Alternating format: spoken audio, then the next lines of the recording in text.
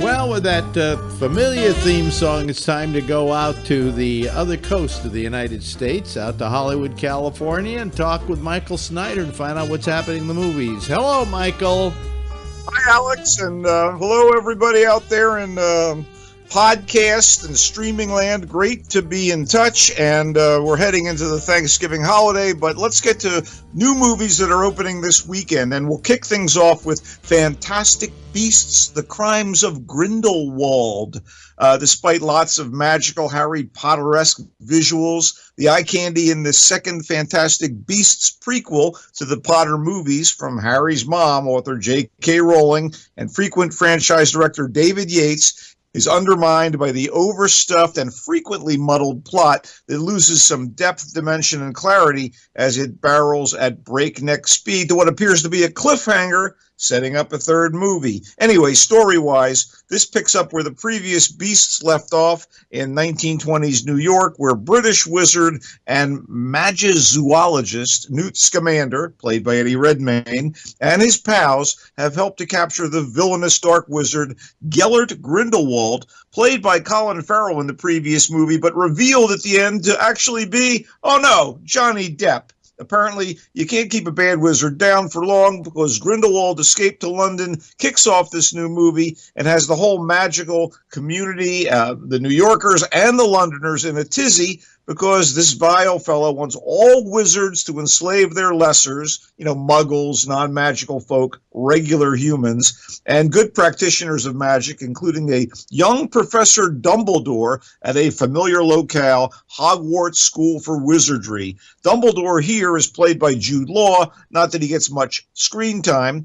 Newt's comrades from the first Beasts movie, magic-wielding Tina, played by Catherine Waterston, her sister Queenie, played by Alison Sudol, and Muggle Jacob, played by Dan Fogler, are back and have to decide where their allegiance lies. Ezra Miller and Zoe Kravitz join Law as new additions to the cast. Still, motivations and characters are mysterious or thinly drawn. As flawed as it was, I preferred the first prequel, which was certainly more coherent. The way they try to throw so many elements and jargon from the Potterverse at you, some old ideas, some new ideas. The Crimes of Grindelwald's biggest crime is not providing audience members with a guide to characters and events and a glossary. Fans will love it. I was kind of caught up in it, but definitely flawed. Okay, Widows is a crackling good heist drama from director-co-writer Steve McQueen of 12 Years a Slave fame. His script collaborator is none other than Gillian Flynn, author of Gone Girl, and the result is a movie that addresses racism and gender issues while incorporating political commentary in its criminal capers. It's set in modern-day Chicago, and it concerns 4 women whose husbands have all died in a robbery and who must pay off a massive debt that the men owed to a local crime lord, and that means the women have to circumvent the law themselves and do some questionable and life-threatening things to survive. The cast is top-notch, with a quartet of women played by Viola Davis, Elizabeth Debicki from The Night Manager, Michelle Rodriguez, and Cynthia Erivo, who was so good in Bad Night at the El Royale. And the men on hand are played by Liam Neeson, Colin Farrell, Robert Duvall, and Daniel Kaluuya, among others. Now, that's a lot of star power, but all contribute unselfishly to the ensemble. The script is, shall we say, snarlingly good, and the action is tense and exciting, with a couple of nice twists to the plot. And the female empowerment component is palpable and unforced. I thought Widows was a winner. That's a big thumbs up from me. Co-written and directed by Peter Farrelly of the Farrelly Brothers, makers of very broad slapstick comedies, Green Book has plenty of amusing and whimsical moments, but this movie, based on a true story, is deadly serious at times, as it tells of a very unlikely relationship developing when a working-class Italian-American nightclub bouncer from the Bronx takes on the job of driving the erudite, world-class African-American pianist, Dr. Don Shirley, who lives alone in an apartment over Carnegie Hall. They go on a concert tour that runs from the Midwest to the segregated Deep South in the early 1960s, and that means these two men from totally different worlds will be facing challenges that could tear them apart or bring them together. Viggo Mortensen put on some heft to play Tony Lip, and you buy him. Regular guy virtue virtues and vulgarity, cultural insensitivities, and basic decency. And Mahershala Ali, in a button-down role that seems counter to a lot of his earlier work, is absolutely fantastic as Don Shirley, a man whose talent and classical education, as displayed in the chamber jazz of the Don Shirley Trio, have shielded him from much of mainstream life. Linda Cardellini is adorable as Tony's loving wife back in the Bronx, where she's more open to people outside the insular family and community where she grew up and lives, certainly much more so than her husband. And by the way, Green Book refers to a genuine guide of the era that listed what establishments were safe for black travelers in the South during that time. Mortensen and Ali are fantastic, and Green Book was kind of uplifting and a very satisfying movie that deserves some nomination love, if only for its two lead actors.